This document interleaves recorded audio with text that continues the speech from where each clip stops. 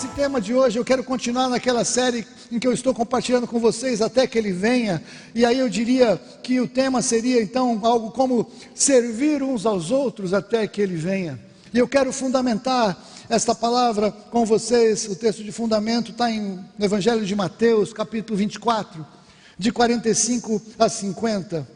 Mateus 24, 45 a 50. Esse é um texto muito importante dentro do conteúdo de escatologia, mas eu não vou tratar nesta forma hoje. Mas a palavra de Deus nos diz aqui as palavras de Jesus: quem é, pois, o servo fiel e prudente, a quem o Senhor confiou os seus conservos para dar-lhes o sustento a seu tempo?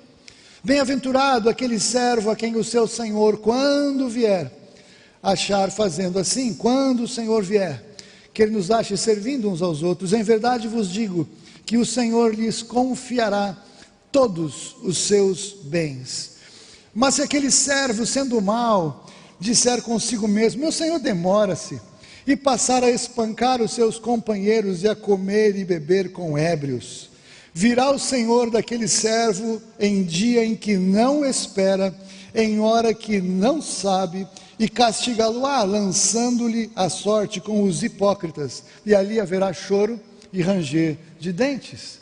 É um texto forte esse da palavra do Senhor, porque muitas vezes nós enxergamos Jesus como Jesus, Ele é amor, e é verdade. Jesus nos ama, é verdade. Ele cuida de nós, é verdade. Mas a palavra de Deus também nos traz momentos em que o Senhor Jesus nos deu mandamentos. Isso é pouco pregado. Então, quando o Senhor Jesus, Ele chega aqui, Ele começa a dizer o fundamento que nós precisamos estar atentos, e nós precisamos então ser achados servindo. O que o Senhor está dizendo para você e para mim é o que? Sirvam. Ele não está falando se vocês tiverem tempo, se vocês acharem conveniente, se não for incomodar vocês, por favor, se não for causar algum constrangimento na sua vida, sirvam uns aos outros. E muitas vezes as pessoas vêm para esse texto achar que quem tem que servir somos nós, os pastores, os ministros, os que de alguma maneira temos uma posição de liderança na igreja, como se fôssemos diferentes, e não somos, somos todos iguais. Nós não temos diferença alguma dentro da igreja, podemos ter dons diferentes, ministérios diferentes, mas somos todos conservos. Nós recebemos uns dos outros, nós ministramos uns aos outros. É isso que a palavra nos revela aqui. Eu vou ler mais alguns textos. Então você precisa entender que o Senhor espera que você sirva aos seus conservos, e é a melhor maneira de ser encontrado quando o Senhor vier, é ser achado fazendo assim, servindo uns aos outros. Como é que você pode servir uns aos outros? Você conhece textos da Bíblia, você pode compartilhar os textos que você conhece verdades espirituais, você pode compartilhar verdades espirituais que você conhece, você pode orar pelas pessoas que fazem parte aqui da igreja local. Essa é uma palavra para a igreja local, mas é uma palavra para o corpo de Cristo. Por que que o Senhor quer que haja corpos locais, grupos locais? Porque nós nos conhecemos, porque nós andamos mais juntos, nós andamos mais perto, nós podemos acompanhar a vida um do outro, podemos saber o que está doendo na vida um do outro, podemos entender as lutas uns dos outros. Então, porque nós estamos mais próximos, nós podemos ser justamente conservos que vamos servir à mesa, vamos dar sustento uns aos outros. Você pode ligar para alguém, você pode mandar uma mensagem para alguém, você deve orar por alguém. Você está entendendo?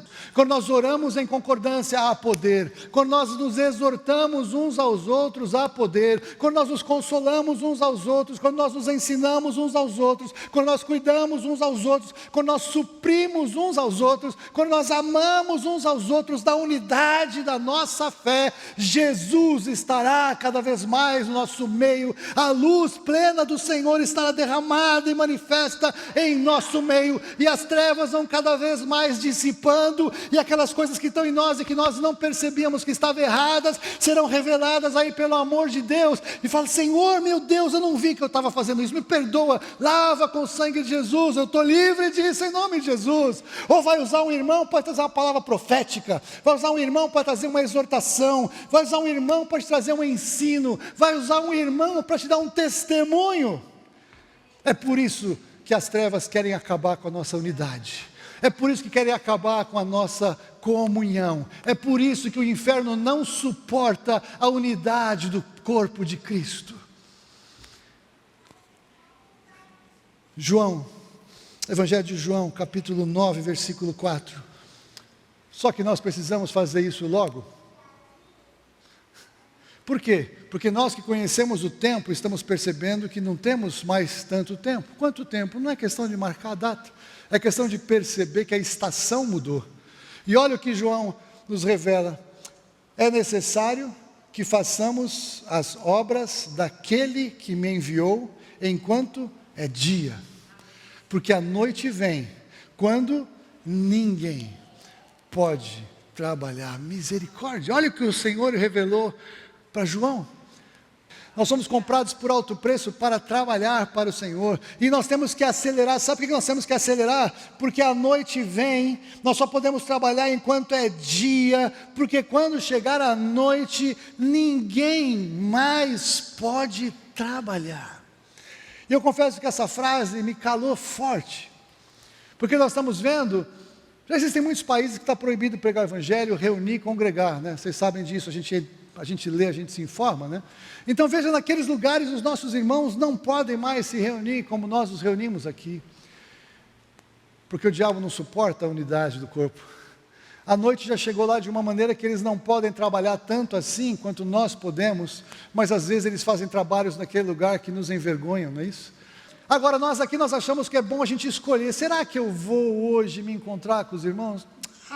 Não sei, está tudo bem, estou cansado, estou com sono.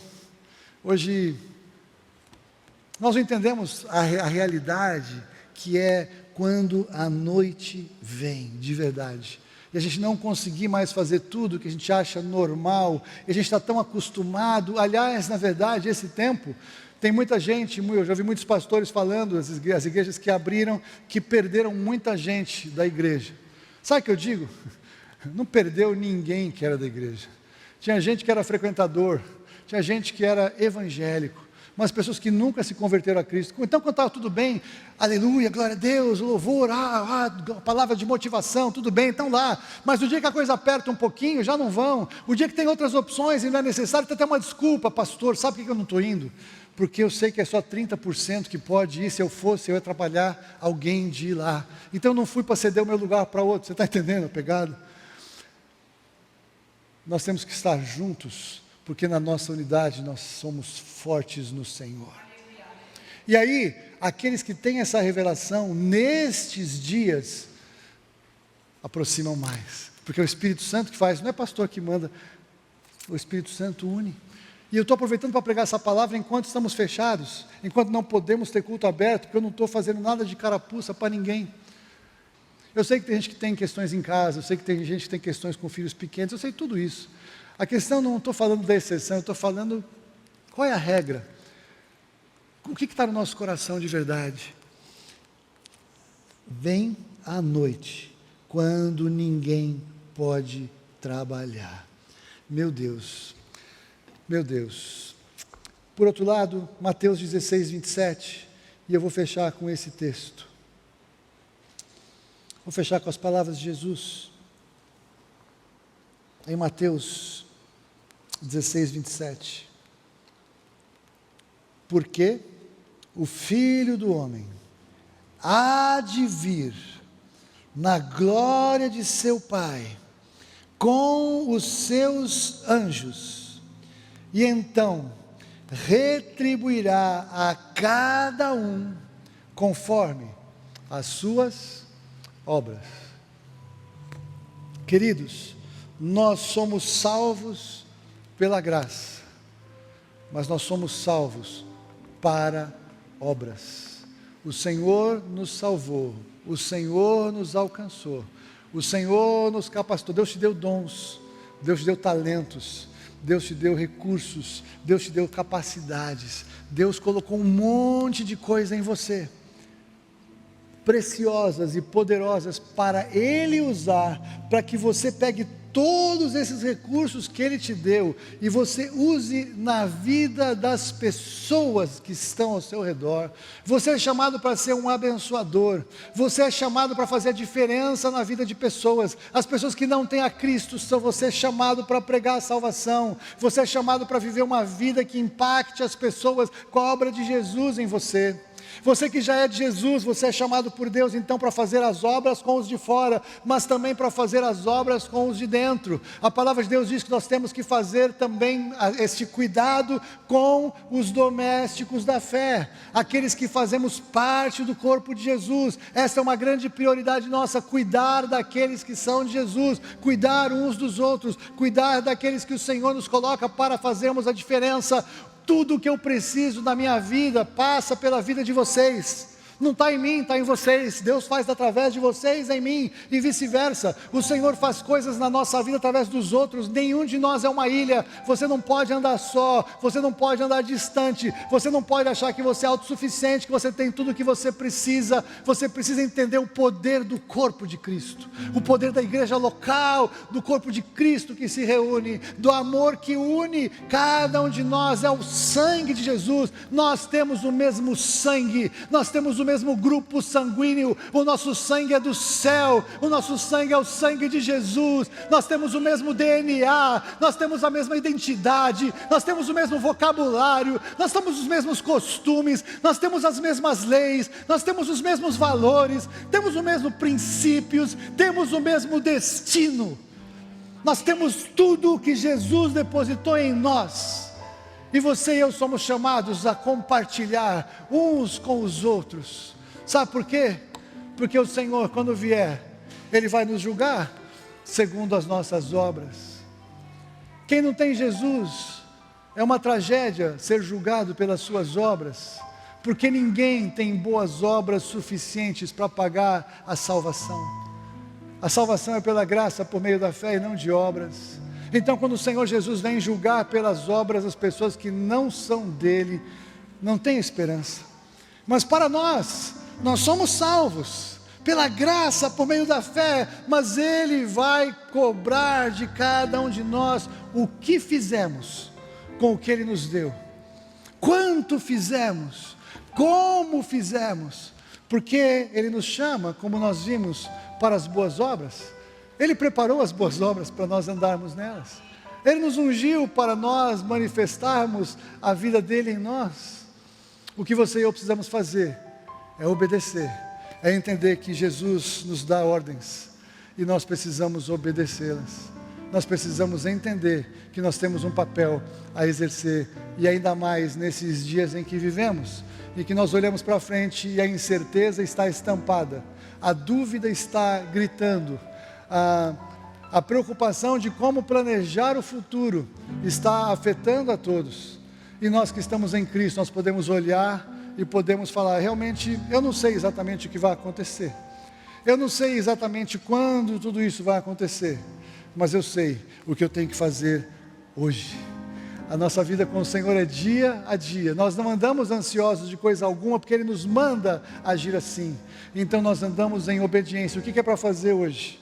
Cuidar uns dos outros, servirmos uns aos outros, orar uns pelos outros, acompanhar a vida uns dos outros, estarmos perto, estarmos próximos, porque isso é ser corpo, isso é fazer parte. Essa é a vontade do Senhor Jesus para as nossas vidas, e isso é uma grande bênção para cada um de nós. Que como igreja local possamos entender isso.